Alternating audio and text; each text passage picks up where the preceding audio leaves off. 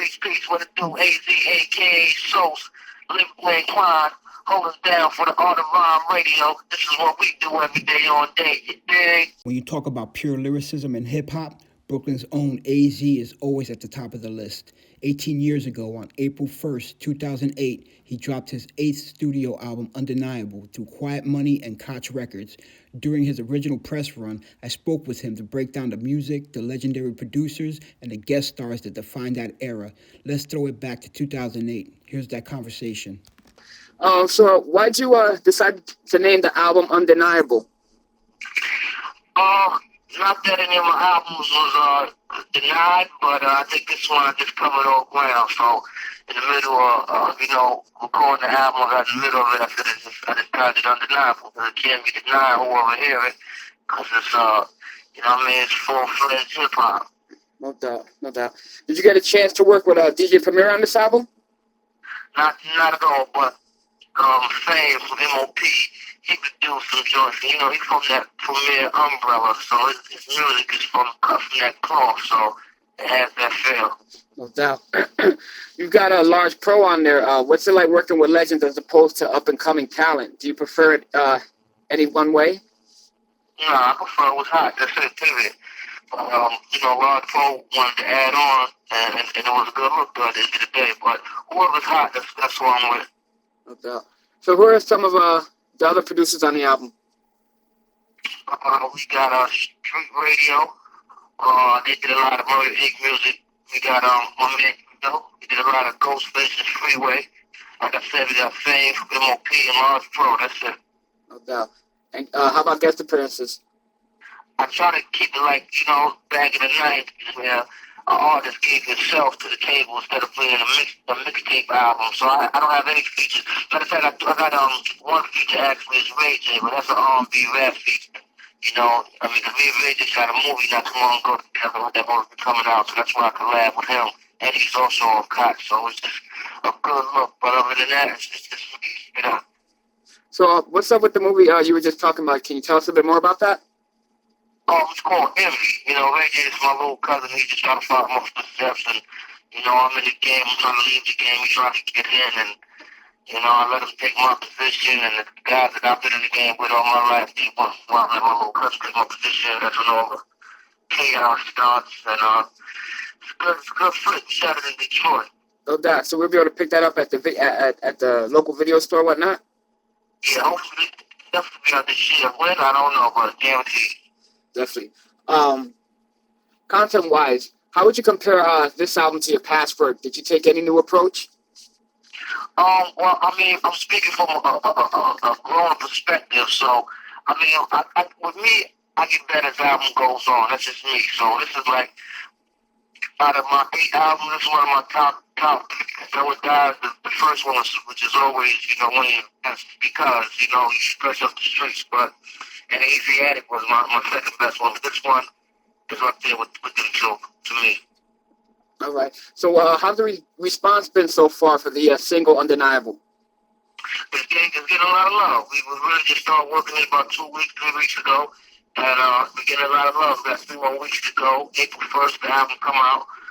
So it's picking up. It's picking up. But those that hear it, love it. That's what's up. One of your strongest attributes has always been your consistency. A lot of rappers have fallen off while you continue to shine out. What do you attribute that to? Just me staying true to what I do and keep it grounded. And I deal with my day one people. I don't really mix it up. And I just, my memory bank is on overload. No doubt. In your long, extensive career, have you ever had a period where you lost to hunger? I lost the hunger. You know what? It's a passing to me. I don't think I ever really said, fuck it. You know what I mean? I don't think I ever really said that. At one time when I was on Final Call, I wanted to just say, fuck it to the fact that, the fact that, the game was switching and the team I was with at the time wasn't really, what they had to do. So, but as me, my lyrical, I never want to say fuck it. So, now, the album was originally supposed to drop in February. What was the reason for the delay? Koch is a distributor, and, they're in business. It's entertainment business. They just basically throw everybody in a big pot and just try to, just make money. But I wanted to try to get a little more setup into it. Even though I know it's independent, and, really everything is internet and hearsay, but I just want to add a little more special effects in there, get my own little team involved, and I want to stretch it out a little bit. Yeah, is it frustrating when you see your work get pushed back, or are you patient as long as it gets the proper push? No, actually, I'm the one that pushed it back. Okay. Yeah, I'm the one that pushed it back. Now, in the instance that you have no control and it gets pushed back, is that a problem for you, or are you cool with it as long as it's as you get the proper backing? Here we go. We get the proper backing and proper setup. That's the whole key to it. All right. On your last few albums, you were on your own, Quiet Money Records. What made you decide to go with Koch this time around? Well, it's the same thing. It's Quiet Money Koch, to be honest. Actually, my independence always was through Koch at the end of the day. They just distribute it. So I guess they wanted to put their stamp on it and let the world know that they're distributing it. And that's what it is. But other than that, it's still Quiet Money. So, now, you told us before that marketing and label promotion is what has prevented you from reaching the next level. Do you think that's in place with Koch? You know what? Koch really has nothing to do with that. When you're independent, that's when the hustle come in on your own. So since I survived through the majors without all of that, with the independent, it'll just balance out, I still get more of a buck for my bang at the end of the day. So it'll still balance out the same. Okay.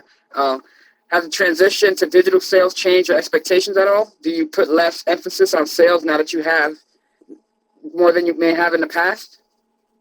Not at all. I stay just doing what I'm doing, and hopefully, digital sales just add on, and actually, I just want to keep going harder than I ever went. So, do you have any tour plans with the album? Well, I'm doing a lot of spot date shows here and there, and I know I got to go on a promo tour soon, in like the middle of March. And then from there, I'm getting a lot of calls for shows, so I know I'll be overseas, Canada, and I'm going to hit the States real soon. That's what's up. How about videos? Do you plan any videos? Well, we got the hardest out there. Styles P is on BET right now, and it's on a lot of syndicate stations, and we just shot Undeniable like 2 weeks ago, and that will be put out in the next week or two. Okay, dope. A lot of artists like to put out music so they can tour and make money on the road. Would you put yourself in that category? Can't wait. No doubt. No doubt. So, what can we expect coming from you in later 08? Well, I'm putting out this album, see what's going on, and I'm trying to put out a Quiet Money album. I'm trying to put a Quiet Money album out with my team members, and then I'm trying to drop another album by the end of the year. I'm trying to keep it going, man. I'm on flood waves. Definitely. All right, here's an offbeat question for you, AZ. This is going to be a little blurb we're sticking in the Graffiti magazine, and here's the setup. It goes, just because you like rap, that doesn't mean you like graffiti or even give two shits about it. Whether you hate it, love it, or don't care about it, you can't help but to see it. Tell us how you feel about graffiti, not that street art nonsense you see when you travel, but the raw tags, the freeway shit, the shit that you just can't help but to see. How do I feel about the graffiti? Yep. That's part of hip-hop, man. Just like breakdancing is part of hip-hop. Graffiti is just tagging your site, being territorial, and that's just a part of the game. So I love the graffiti. I'm from that era, No doubt. I feel that. Have you ever dabbled in it yourself? To an extent. My pen game wasn't that illmatic, but, I tag up here and there, let it be known I was in the house. No doubt. All right, is there anything else you'd like to add that maybe we didn't cover, or you like to add to that? Well, I want to add that April 1st, Undeniable will be out. I want everybody to go snatch it up.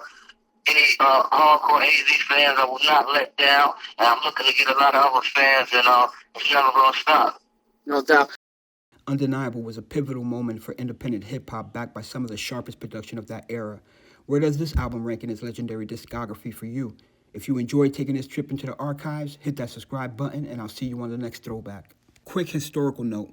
For anyone looking up the film Envy starring Ray J and AZ, IMDb listed as a 2005 release. That date actually reflects its initial completion and limited premiere. Due to notorious distribution delays, it didn't get a widespread DVD and video on-demand release until November 10th, 2009. So now you know.